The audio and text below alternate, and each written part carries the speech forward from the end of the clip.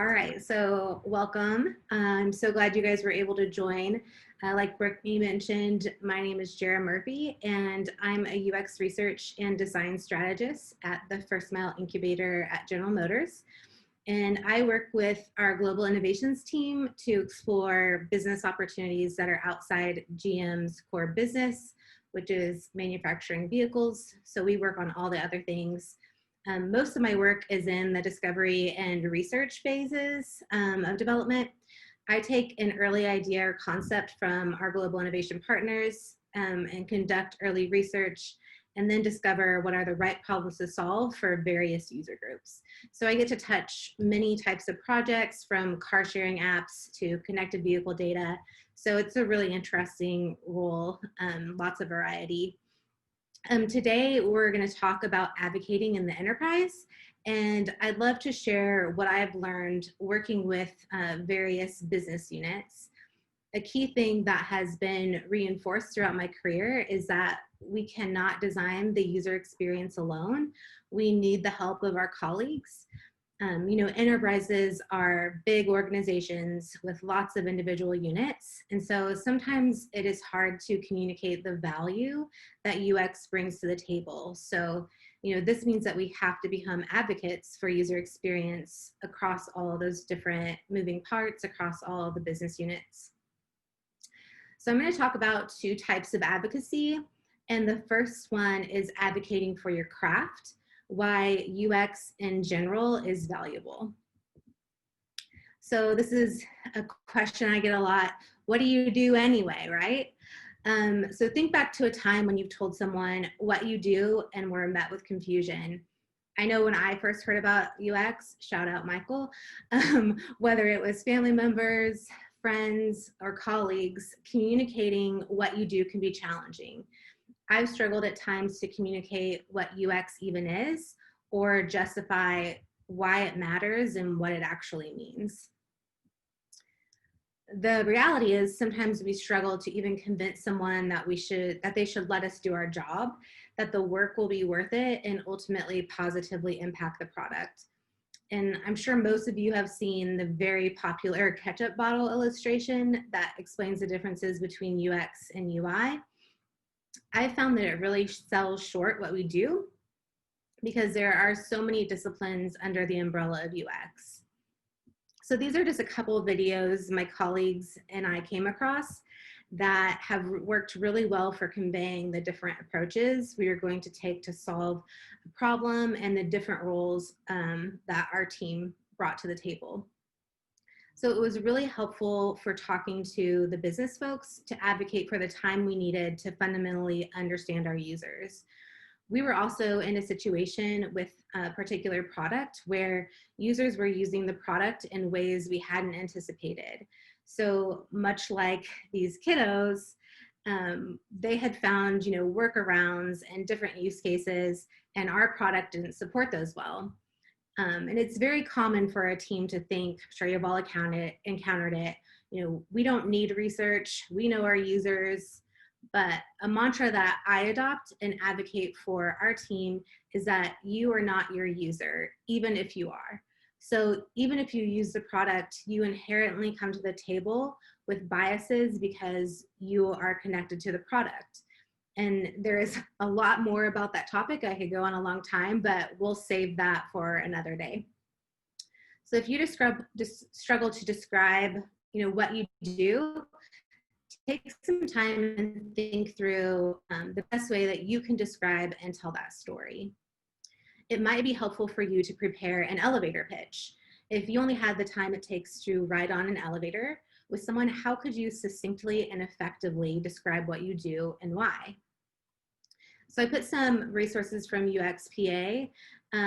This is their list that outlines some of the why for you. So use that to inspire you and just take some time to think, really think through how to convey what it is that you do. So being an advocate often means we're advocating for change, and change is uncomfortable. GM is currently in a transition towards user-centered design, and that transition can be painful at times. This chart is taken from Nielsen Norman Group. So check that out. There's a link here. It outlines the various stages of maturity on the journey to becoming user-centered. So if you haven't looked at that and thought about your organization, you might want to take some time to do that as well. So this effort can be especially hard in enterprises that can be entrenched in old ways of thought where change happens slowly. And you simply just have a lot more people that you need to get buy-in for. So if you're in an organization where you're maybe in the early stages of UX maturity, then it's super important for you to become an advocate. You may need to shift your approach and be an educator first with everything that you do, and then an implementer second. One of the best ways I found to communicate what it is I do is to invite others into the process. So bring in your internal SMEs, the key contributors and influencers for the project, so that together you can use your expertise to create a better user experience. And the cool thing is that they will learn through that participatory experience. And I've really found that to be the most effective way, the most effective path to buy-in. So designers use the word empathy a lot, like a lot. But often we apply our empathy to our users and then fail when it comes to empathizing with team members. So as we get buried in the day-to-day of work, we overlook providing the opportunities for our colleagues across these business units to walk a mile in our users' shoes. So give those opportunities for them to internalize research and discovery through shared exercises and hearing from your users. Throwing a persona or a user journey at someone or posting it around the office will not produce the same results as shared problem solving. And these images on this screen are an example of a recent success we had at GM. Due to the pandemic, all of our research had to be moved remotely, and we were dealing with some sensitive data. So our legal team said that we couldn't record the sessions. So there were a couple constraints on that. So I came up with a new way to capture the sessions utilizing Miro. We have one interviewer and 6 other cross-functional team members listening in and taking notes. In all, we had 20 people participating across 30+ interviews, and each one of those people was responsible for capturing one type of insight. So this board kind of represents that. The different insights were pain points, game points, challenges, relationships, tasks, and data and dev requirements. And you know, necessity is the mother of invention, so they say. And this worked so well that it's definitely something I will use, you know, after the pandemic is over, because we needed so many people who happened to bring different expertise to the table. We all heard the same thing from the same users, but from a different perspective. So when it came to synthesizing the insights and ideating on solutions, we had a leg up over other projects because we were all empathizing with our users and could readily discuss what we heard. So utilizing Miro was also a new approach, and I learned that, you know, taking raw data in the form of digital sticky notes was a lot more efficient when it came to doing synthesize. So we were able to easily copy them over to other exercises, such as affinity diagramming. So I just put some examples of different collaborative exercises, collaborative design studios, listening sessions, inviting people to user interviews, recruiting wide participation in your research activities, and then design sprints. As you start to flex your advocacy muscles, you will find or convert fellow UX champions that are super fans, and they can say, you know, I've embraced the UX process and it works. It's made a difference. They don't need to be UX designers. They might not even be in the design field, but that doesn't mean they can't be allies to your cause. As you see here, these champions come from different roles, from CEOs, senior leaders, and other individual contributors. So utilize these champions to help in your pursuit for buy-in. These are all folks that I've had the pleasure of working with, and they have various levels of understanding about what UX is and why it's valuable. There have been times where I've struggled to get the resources for, research or the time I need to do good work. And our UX champions can sometimes be better positioned to make that case. They can give examples of when investing in UX mitigated risk and prevented costly errors, was more efficient. Or on the flip side, they can give examples of when UX got short-circuited and there was a negative result. So I've shown you just a few UX champions that were fairly easy to win over, or maybe already approached UX as a valuable part of what we do, but some people are not so easy to convince. This particular champion is definitely a convert. As a business leader, she thought that simply communicating business-focused requirements was all that was needed. And it was sort of like we were the vendor and they just ordered up some UX to create a design that was user-friendly.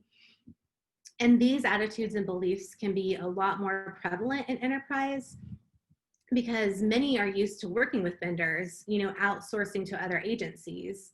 And GM in recent years has made a decision that they want to bring all development, really all work that we do in-house, where previously we were leveraging agencies and that was sort of the rule of thumb. So as a relatively new design team, we came across these attitudes a lot. And participating in the process, sometimes convincing people to participate was really what we needed. And after participating in the process, they get it more and are now evolving into a UX champion. And this is huge, to have senior leadership start to value and prioritize UX is so awesome. Another type of advocacy is advocating for the work, the insights that are produced from UX activities. I don't know about you, but have you ever done, the work of research and discovery only to have it fizzle out or just vaporize? Sometimes having difficulty translating that, what you learned into action. UX designers love sticky notes. I think we should probably all invest in 3M or Post-it and get some bang for our buck. But a lot of times we start with a mess of sticky notes that make sense to you, but no one else. Critical skill is synthesis and being able to communicate those insights effectively. As UX designers, we are great at identifying our users. And again, sometimes we fail to just consider that audience that we're talking to. We have to learn to speak the language and the heartbeat of others on our team.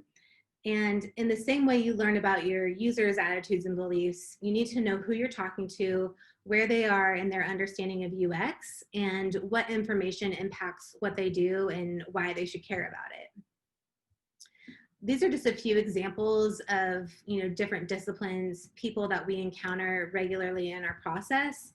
And so just taking the time to really think about what they might want to know, what makes them tick. So for business folks, it might be, what do the insights tell us about the opportunities to enter new markets? How could we package a product or solve problems for previously undiscovered user groups? Being able to say, hey, we need to tweak this in order to have the right product market fit and really advocate for that. For data science, it's about finding the right problem to solve or sometimes what to solve first. Being able to be like, let's look at where user pain points align with value so we can provide the right solution to the user through the data that we have. So, you might say, I think if we design it this way, users will be empowered to take action on the data that we provide. And with sales and marketing, I feel that this group is often ignored, but they can be a treasure trove of knowledge. In some companies, the sales team is the team most frequently interacting with real users. They understand why someone is or isn't buying, and they also get an earful when customers are not happy. So they can really help discover UX issues and opportunities to enhance the experience. Your CSM team might also be the best path in recruiting users for testing. They can connect you with the right users that represent different skill levels, attitudes, various use cases. And so utilizing them is super important. Sales and marketing folks also greatly benefit from UX discovery and research. So foster that relationship and feedback loop with them. Then there are developers and architects, which can be sometimes a much maligned relationship, and it doesn't have to be. I've worked on several products where I've had to sit down with an architect and explain why the underlying structure is producing a barrier or missing an opportunity for integration. So find out the best way to help them visualize the problem.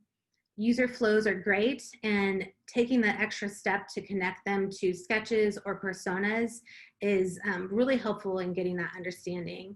Walk them through the user flow so they can understand your thought process. Another thing is just being able to develop that reciprocal relationship with your developers. This is what I've come up with to provide the user value. I think it works, but what do you think? Does it work with our tech stack? Another thing I found helpful with this group is showing them some footage of testing. Seeing a real customer struggle with a task is one of the most effective ways I have seen to get a developer on board with changing it. And once you've understood your audience, think about what information would be important to them and show your work. Showing your work can build buy-in and trust. You're not recommending something on a whim or your own opinion, but because you've taken the time to thoughtfully work the problem. This is an example of working with our marketing and product team on the information architecture, going over what content was resonating with users and why.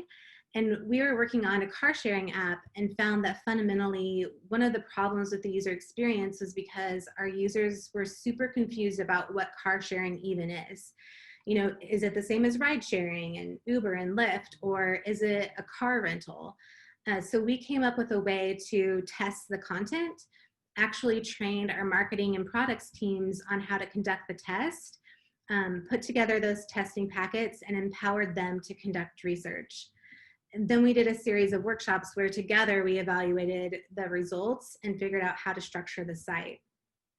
But when we pitched the new design to senior leadership, it was not at all what they were expecting. So being able to show the work that we had done, all the different steps we had taken to get to the conclusions that we had, were how we needed to approach that buy-in with senior leadership. So how many of you have had a developer go completely rogues? At times it can feel like we're herding cats. The times that it's happened to me is because someone doesn't understand the why or the how, or perhaps they want to improve it because they're worried that you didn't account for something, or maybe you didn't understand the technology. So if you deliver a wireframe that is just a snapshot of the experience, that is where those silos of thought begin to emerge and people go rogue with the best intentions. So showing your work helps you align around not only the problem to solve, but the best way to do it. There are also opportunities to build buy-in through effective storytelling. And there's a couple types of stories that I tell: the story of the user and the story of the UX journey. Before you embark on a UX activity, really think about the best way to tell the story of the user. We tend to find just a few UX activities or artifacts that we rely on and know well, such as personas, customer journeys, user flows, but consider if those old favorites are effectively going to tell the story. This is a canvas I created in Miro that we utilize while planning what research activity we will do. We consider, what do I want to know? Why do I want to know it? How will I do it? And using this canvas allows the why to guide our decision-making on what activities will be the most effective.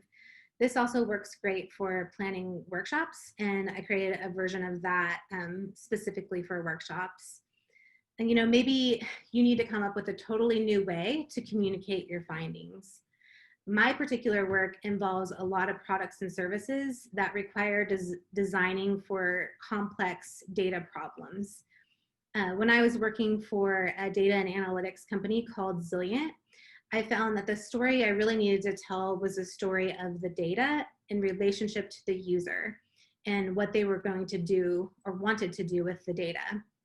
And so data and communication had a huge impact on design, and the methods in my toolkit, failed to illustrate those relationships. So I came up with this activity, which I call the relationship landscape. It shows how data and information is flowing between different personas and then visualizes the pain points associated with that experience.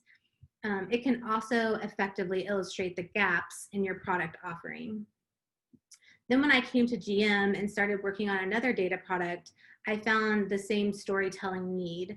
I was able to utilize the relationship landscape again and now use it as part of my process when designing for complexity. I also had to come up with a way to tell the story of the data ecosystem. So I worked with a data scientist to come up with a way to tell that story. Our data has to interact, for this product, our data had to interact with other data to provide value to the user. And there were so many types of data and companies providing the data that we needed to understand, where our data, where our insights existed in the broader ecosystem and how we should position our product. Effective storytelling puts these two advocacy principles into account. So knowing your audience and telling your story is the foundation. This is a really cool example. The relationship landscape at Zilliant resonated so well, not only to our internal teams, but to users. This illustration was shown at a conference that Zilliant puts on every year for our customers. And as soon as it came up on the screen, a ton of cell phones shot up in the air to capture the slide. And previously, when I had been researching with users, they conveyed to me that most people didn't understand, including people in their company, didn't understand all the variables they were working with and why their job was complex and inefficient. So when I saw those cell phones go up in the air, I knew it was because they finally felt like someone understood them and the complexity of what they were dealing with, and being able to, take this and show your boss and be like, hey, look at this, hopefully you can get what I do, was super cool to see. And now 2 years later, it is still resonating.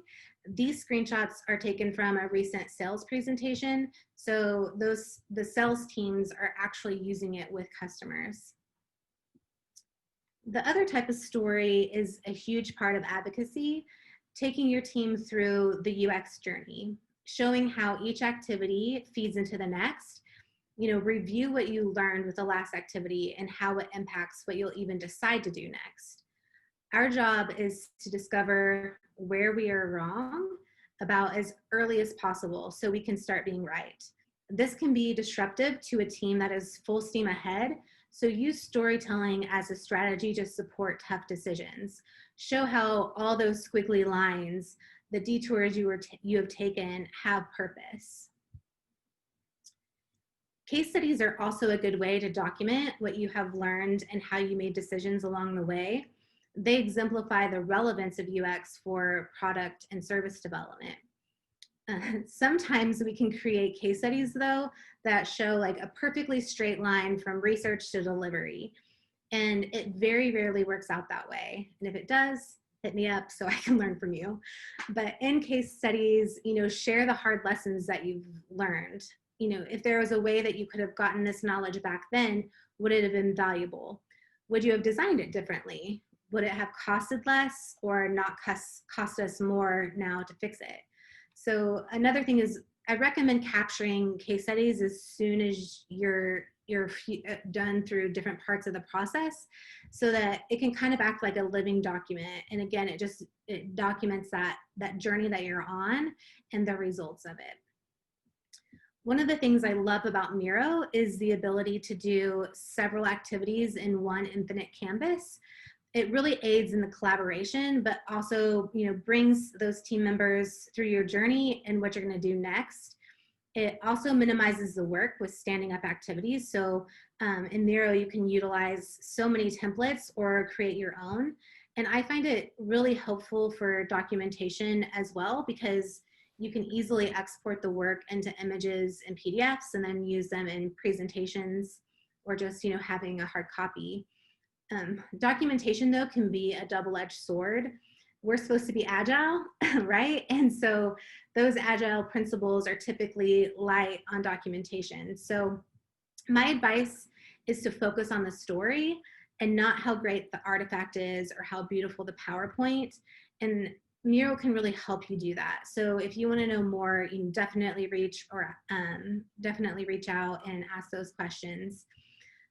Many of the resources and canvases I showed here can be made available, so feel free to let me know if you'd like to utilize them. And we have Brittany here and a couple other Miro folks as our Miro expert that can answer, any of the questions that you may have specifically with Miro. And so I'm going to have, direct your attention back to the Miro board, and I'd like to open this up for questions. We have a space here for you to input your question, and we'll do our best to answer them. You can double click on a sticky note to start writing, and then if we happen to run out, you can copy and paste those stickies. So let's see what questions y'all have.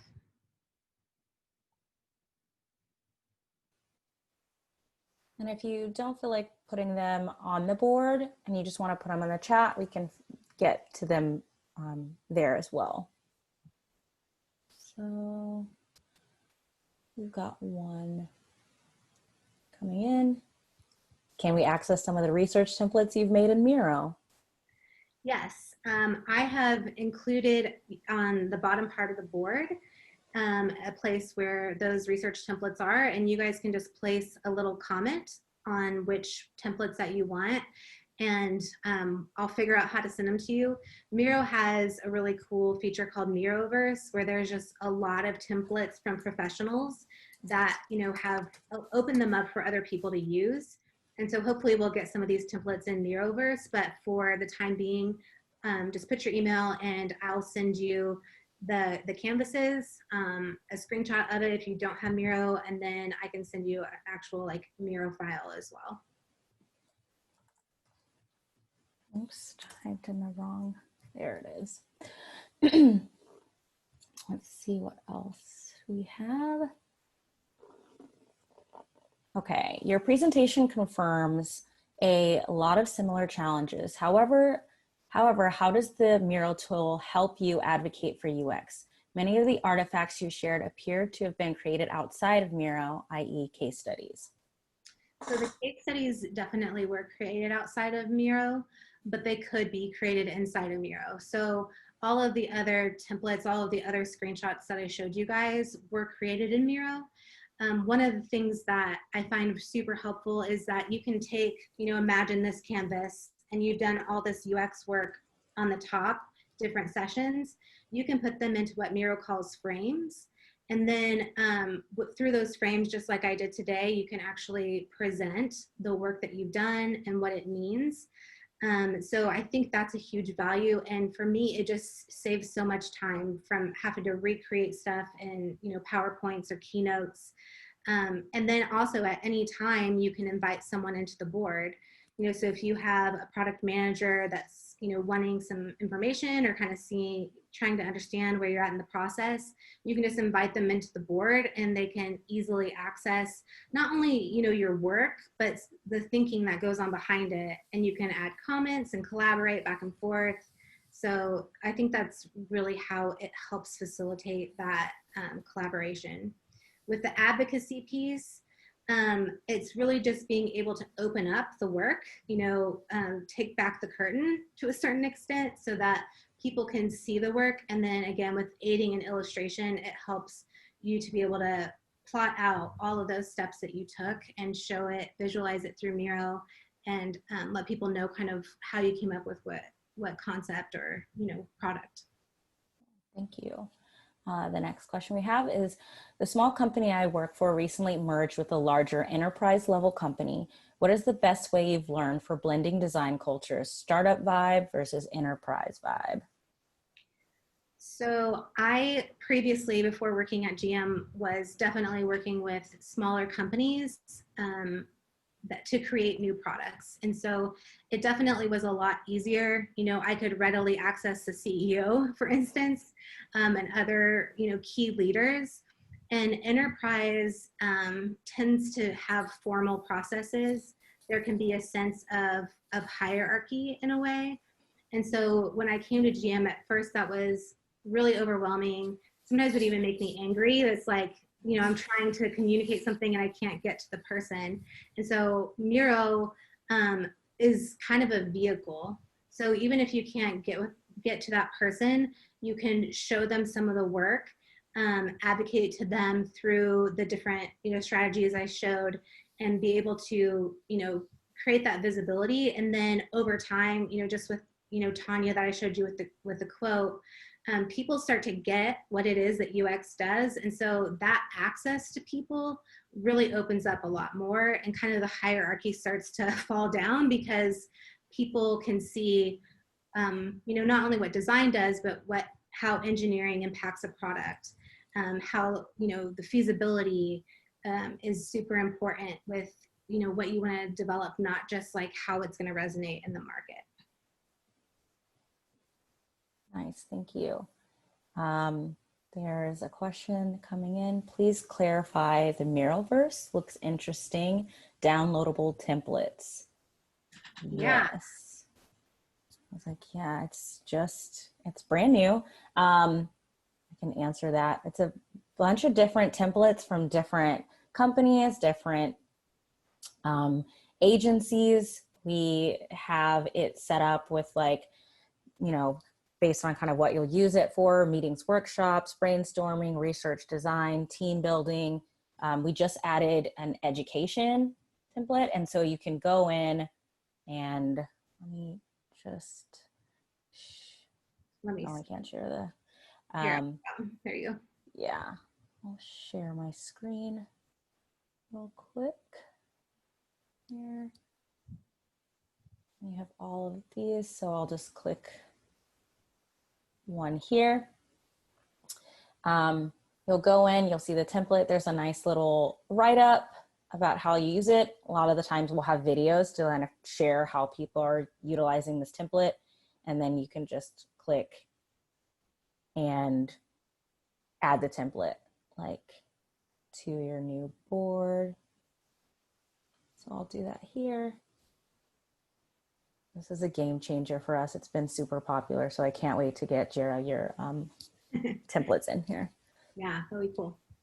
It takes a little bit of time to load, but when it does, it's great. The other cool part about templates is, you know, I was, you know, talking to you guys about using one canvas to kind of move from one activity to the next. And so Miro has some templates built in, and then you have some that you can bring in from Miroverse or that are from outside professionals, but you can drop several templates into one canvas. So for me, you know, maybe I've done a workshop and I've used, like, there's a design sprint template in Miroverse. Maybe I've used that, but I can then drop in another canvas that is maybe used for project management. Like, how are we going to track this research? How are we going to track what we did and who's responsible for it? So there's just so many ways that it helps information flow together, and templates are a huge piece of that. Exactly. I stopped sharing with the template. My computer is taking forever, but it will load in its screen. It always works out that way when you're trying to show something. I know. So definitely check out Miroverse. There's a ton of new templates, and we're getting new ones in every single day. The team is working real hard to get the best out there for you. If we don't have any more questions, I think Jerra will take it to this group activity, and you can kind of explain for our last few minutes we have here. So I've shared with you guys just all the things that I have learned working with different businesses, business units. But I know that as UX professionals, or maybe you come with a different background, you each have your own experience for things that have been successful with advocating for UX. And so we just provided a space here. You can grab one of those sticky notes and pull it onto the board, and that will allow you guys to type what you've learned and explain kind of those strategies that's worked well for you.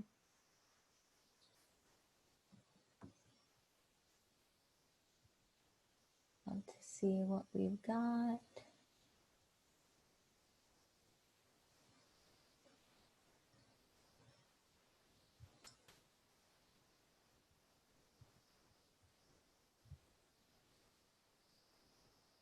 I love just watching people.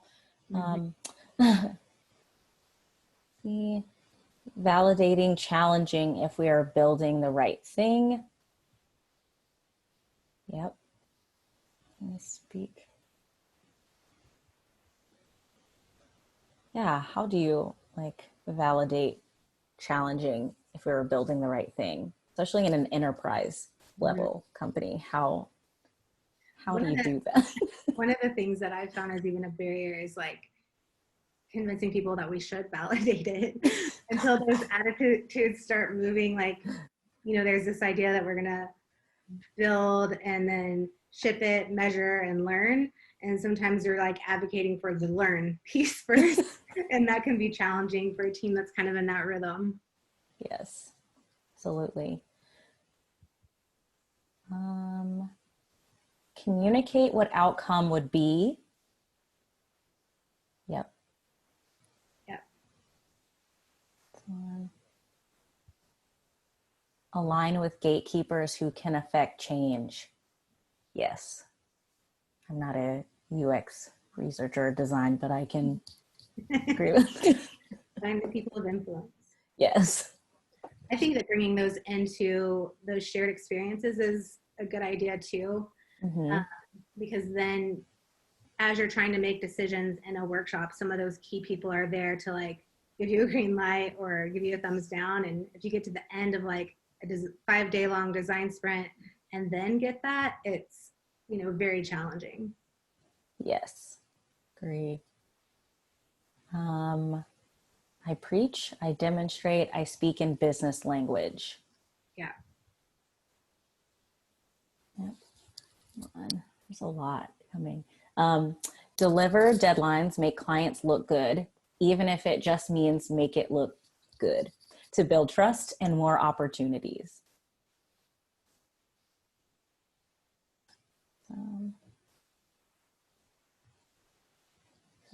Great. And teach internal workshops or agree to do demos, mentor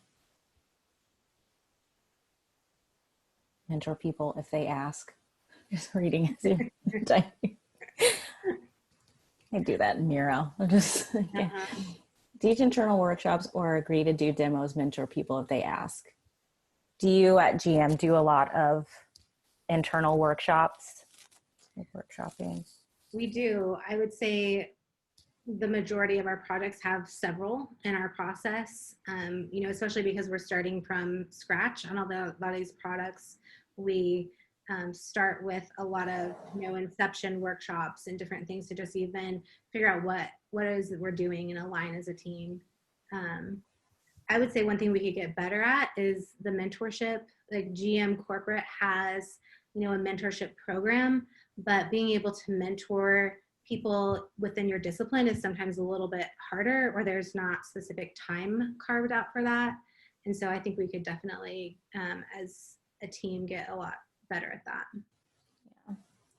This goes into what we were talking about before, just like align with gatekeepers who can affect change, but also like there's some here, I get my business partners to do the selling for me. Yeah. That will work. Will absolutely work. I know with the community, I get the community of users to do the selling. I'm like, here, I'm proving this point. They're doing this. Yeah. It works. Different now, need to be more creative, but networking as much as possible. 80% of my work is traveling, so we're stuck with each other. Oh, wow. A lot of traveling. Yes. A lot.